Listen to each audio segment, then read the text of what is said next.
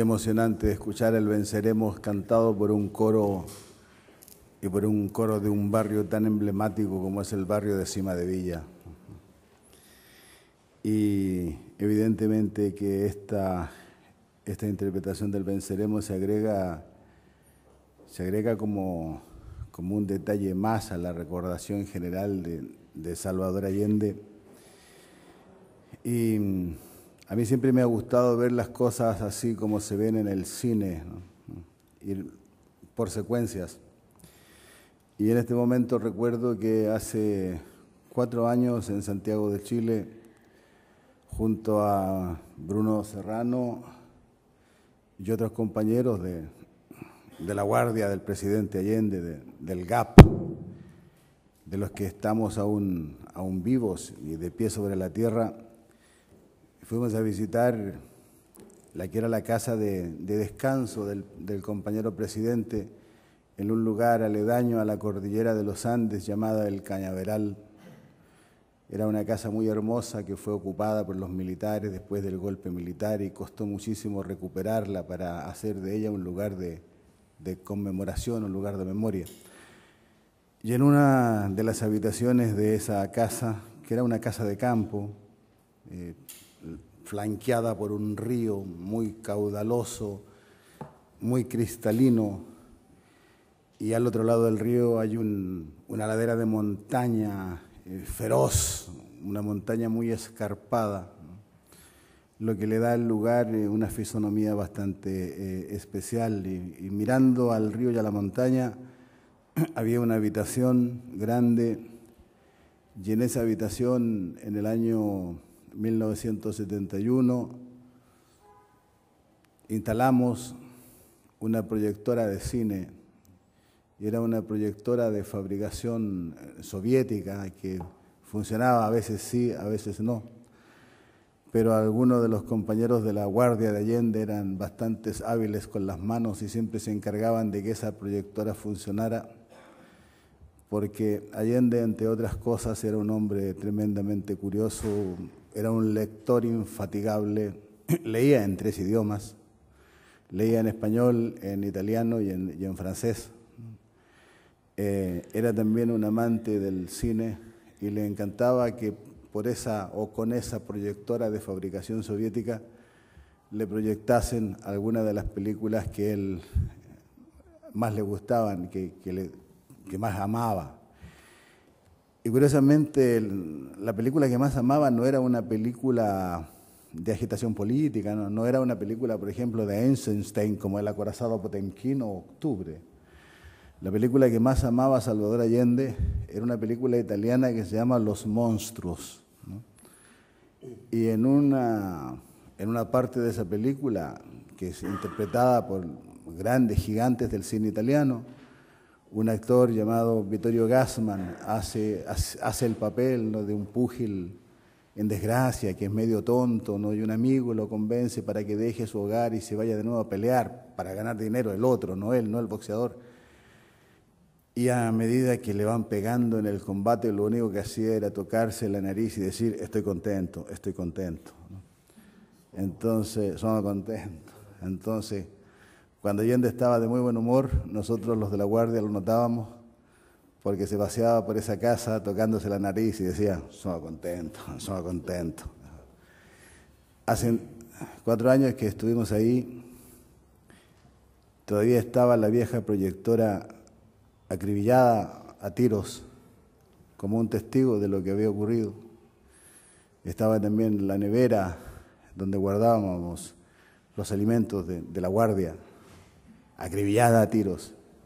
Restos de mesas acribilladas a tiros, y de puertas acribilladas a tiros, y ventanas acribilladas a tiros, y el suelo acribillado a tiros, y los árboles acribillados a tiros.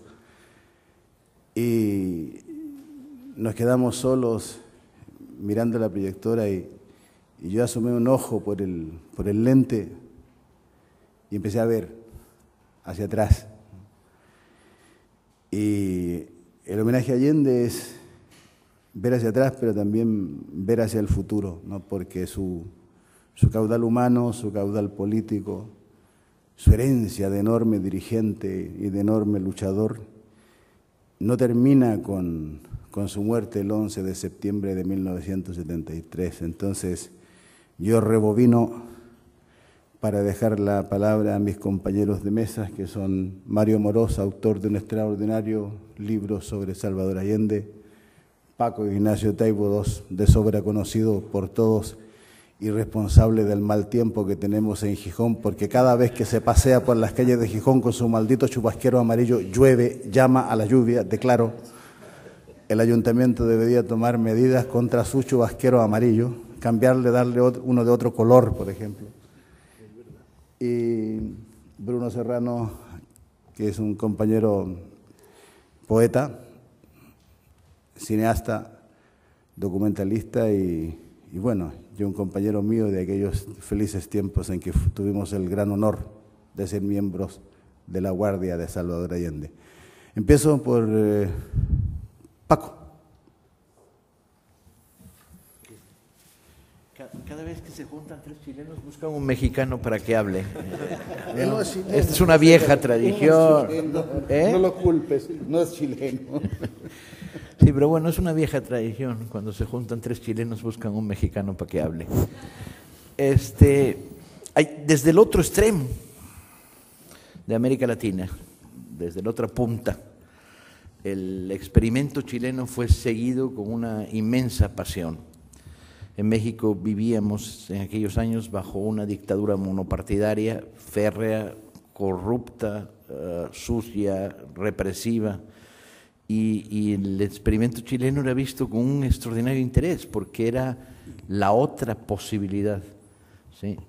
Por otro lado, el impulso inmenso de la Revolución Cubana había desarrollado multitud de experimentos de lucha armada antidictadura en Guatemala, en Venezuela, en Colombia, y ahí estaba la posibilidad chilena. Y era visto como una alternativa. El debate en aquellos momentos es: ¿hay un camino pacífico hacia el socialismo o no lo hay? Y la respuesta era: a ver qué pasa con Chile, ¿no? Si la puerta se cierra, se cierran todas las puertas. Y era la gran esperanza de no tener que pasar por los terribles momentos de una guerra civil, ahorrarla en términos de encontrar un camino electoral combinado con desarrollo de fuerza de masas. Allende además tenía un extraordinario prestigio en México, era muy querido, había pasado varias veces, pero de una manera muy espectacular por las universidades mexicanas, con grandes ecos de masas. Había habido una recepción muy espectacular en México y en Guadalajara, con todo el camino entre el aeropuerto y la universidad, lleno de gente con banderas. El ambiente estaba agitado, estábamos en el México post-68, con la dictadura mexicana recrudecida y bastante tensa. Simultáneamente el gobierno mexicano jugaba uno de aquellos papeles tan divertidos que jugó durante muchos años, que era progresista en política exterior y reaccionario en política interior.